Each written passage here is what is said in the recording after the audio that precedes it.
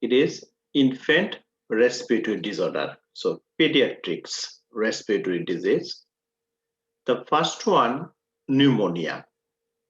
NCLEX board, if asked a question about pneumonia, you must know what are the cause of pneumonia.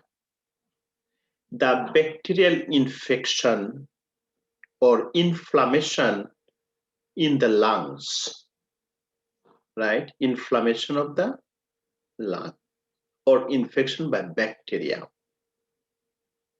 And what type of precursor it is? It is droplet precursor. Sometimes pneumonia develop because of aspiration or even some fungi or virus can cause pneumonia. The mycoplasma, even protozoa infection also can develop pneumonia. So what are the note you have to know about pneumonia? Especially the bacterial pneumonia require the isolation until 24 hours after starting the antibiotics. In case of viral pneumonia, does not need isolation. And the most common sign and symptom of pneumonia are, so what are the sign and symptom of pneumonia? The most common sign, patient develop fever or chill, shortness of breath, we call dyspnea. Some patient complain the pleural pain or pleuritic pain. Also patient has a productive cough, sometimes mixed with blood. And also patient has a trachypnea, night sweating or diaphoresis. If you check the laboratory test, we can see increase the white blood cell. It indicates patient has an infection in the lungs in case of pneumonia. So if your patient have a pneumonia, we diagnose them by chest X-ray or blood gas analysis, we call ABG, or we can check the complete blood count or sputum culture. Then what are the treatment options? We give them antibiotics, also oxygen as prescribed, antipyretics for fever, and increase the fluid level, fluid intake. And also chest physiotherapy is very helpful for them. Now let me explain the cystic fibrosis. So if I ask you, what about the cystic fibrosis? Cystic fibrosis is a genetic disorder that causes the thick mucus secretion in the upper respiratory system, and this mucus to obstruct the organ like lungs, liver, pancreas, and small intestine, even reproductive organ. Let me read it. And cystic fibrosis, an inherited disease, means genetic disorder that causes the thick, sticky mucus to build up in lungs and digestive tract. So excess secretion of thick, sticky mucus, and this mucus causes the obstruction in the organ, like inside the lungs or airway. So patient has a shortness of breath, secretion inside the pancreas, liver, small intestine, and even reproductive organ. So what are the risk factors? So both biological parents carry the recessive trait for cystic fibrosis. So gene transmitted from parents, mother and father both must be carry. Unfortunate mate. So the most common sign and symptom of cystic fibrosis, sign symptom we said, patient develop the cyanosis or clubbing, right? Cyanosis means blue discoloration of the skin and mucous membrane. And clubbing occur because clubbing may result from the chronic low blood oxygen level. And this can be seen with cystic fibrosis. And congenital cyanotic heart disease even we can found the clubbing, right? So what are other signs symptom?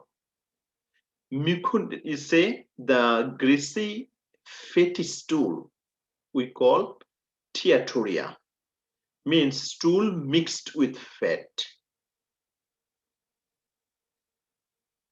And also meconium ileus at the birth may cause meconium ileus, right? Baby meconium present.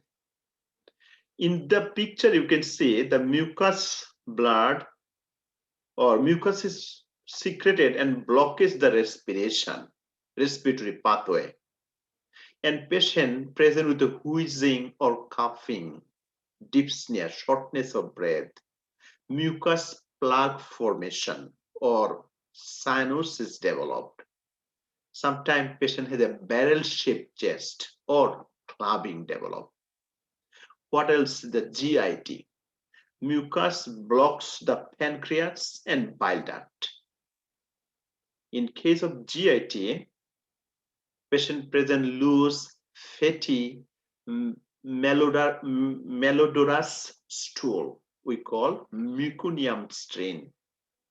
Also delay the growth, weight loss, and fat-soluble vitamin deficiency occur, especially vitamin A, D, E, and K. If you check the intragumentary or skin, we found high sodium chloride content in sweat, saliva, or tear. So how we diagnose this disease? Diagnosis by sweat chloride test or DNA testing, pulmonary function test, or stool analysis. And what are the treatment options? Treatment. First of all, let me explain the respiratory system or respiratory distress management. We give them chest physiotherapy, very helpful for them, or bronchodilator like albuterol. Because of mucus, the lung alveoli constricted. You need albuterol to dilate it. Or we give them anticholinergics like ipratropium bromide or IV antibiotics to treat the pulmonary infection. Also, oxygen is necessary. If patient has a cough, also cough suppressant. They said avoid the cough suppressant. So if patient have a productive cough, it is good to remove the mucus. So avoid the cough suppressant. What else? In case of GIT problem, give them pancreatic enzyme supplement, right? And also give with meal and snacks. Pancreatic enzyme you give with meal and snack. And also it is good, give them food high in protein and calories. Increases the fat intake to 40% of total calorie and provide fat soluble vitamin. Supplement vitamin A, D, E, and K. As I told you, administer pancreatic enzyme like pancreolipase within 30 minutes of eating, because the patient have no pancreatic amylase or pancreatic enzyme. And what next? Next, I'm going to talk about the epiglottitis.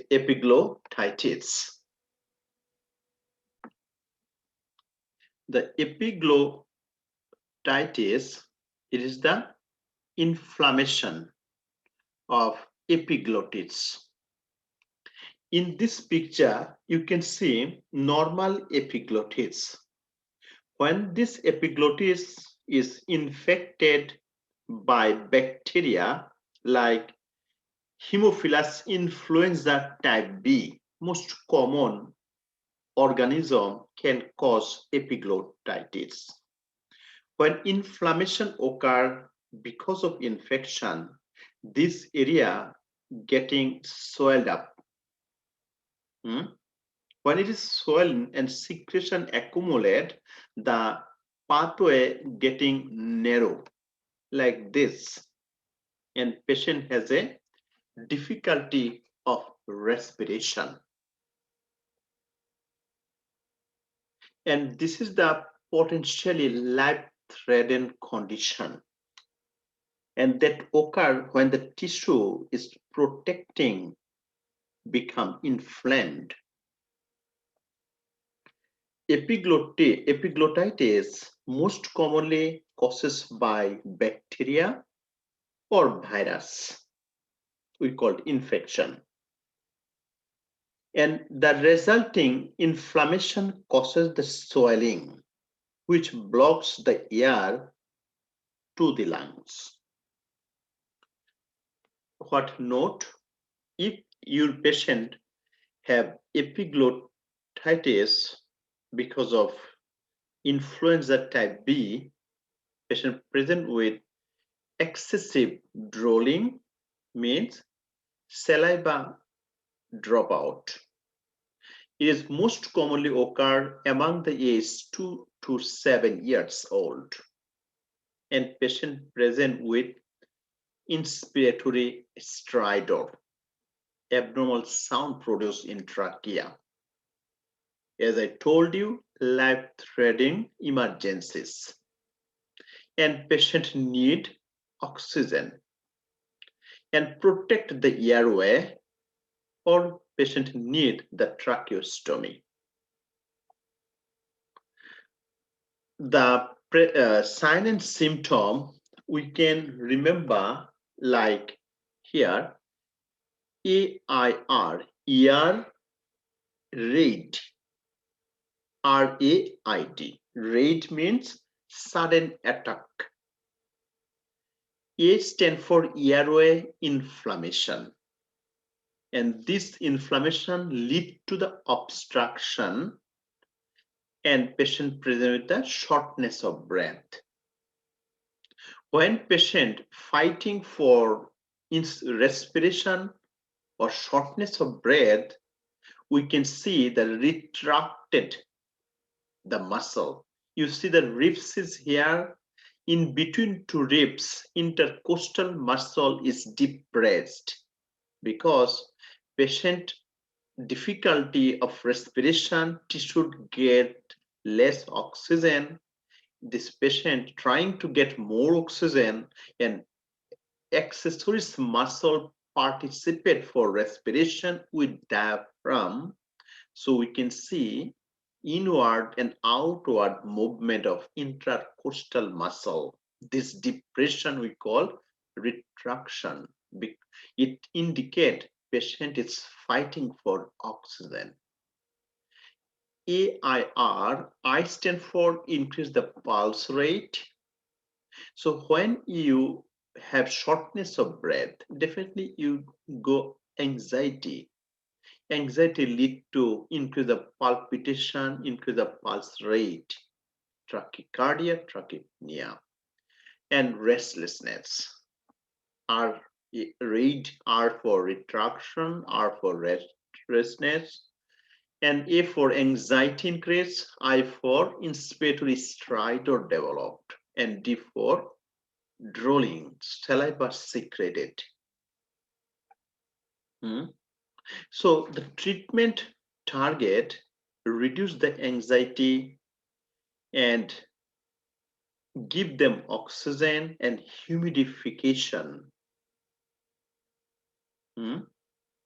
And keep in mind, patient position is important, and also IV fluid to avoid the dehydration and all, but no oral fluid.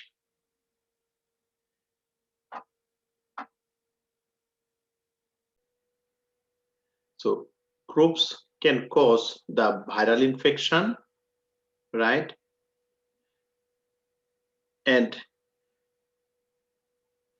basically, this is the upper airway infection that blocks the breathing and has a destructive barking cough. So patient present with the barking cough, right? And also they need the home care. And Croups generally occur in children. And this is the airborne respiratory problem or droplet.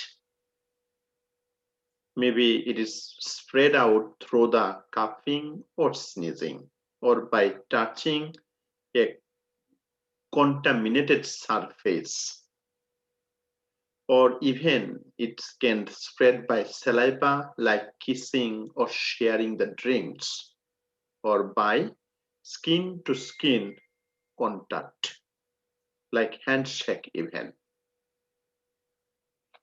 So what are the home care need? Like breathing moist air from steamed water, or a hot shower, or a cold mint humidifier to helpful in majority cases. Coughing and stridor should improve within 20 to 30 minutes. So next disease here, bronchiolitis.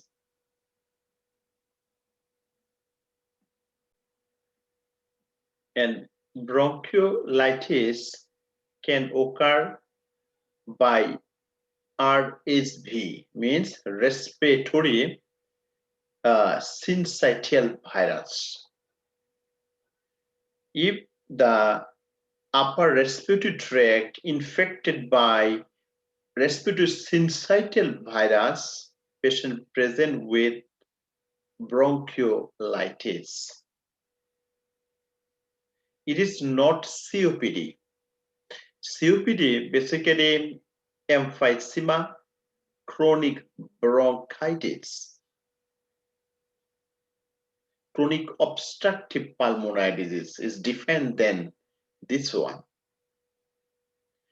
If in case of bronchiolitis, strict hand wash is important, and also contact precursor we could maintain, commonly in first 2 years of life, more common. Another disease here we call tracheoesophageal fistula. The most common presentation of tracheoesophageal fistula, patient present with cough, choking, and cyanosis. Easy way to remember here: coughing C, choking C, and cyanosis C. We call 3C is tracheal esophageal fistula. In this picture, you can see this is the esophagus and this is the trachea. And trachea,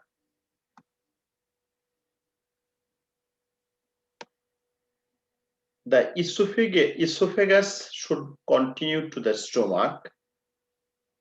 But in second picture, we can see esophagus interrupted, not met with stomach. And it is from the atresia. When the rest of esophagus attached with trachea, we call fistula. In this picture, we can see this one is blind from atresia, and this upper part of esophagus met with trachea and make the fistula, abnormal pathway formation. In this picture, we can see its upper part and lower part does not meet and they does not meet with trachea and no fistula formation, but atresia is there. In this picture, we see upper portion met with the trachea, lower esophagus also met to the trachea and formation fistula. And this portion atresia. And here we can see esophagus is continue the lower part and stomach, but have abnormal pathway with the trachea, means fistula formation. So this is the normal anatomy, and this is the atresia with distal fistula. This is atresia with double fistula formation. This is atresia with proximal fistula. This one is atresia only, and this is fistula formation. So all of these different type of tracheal esophageal fistula. And patient present with 3. So coughing, choking, and cyanosis.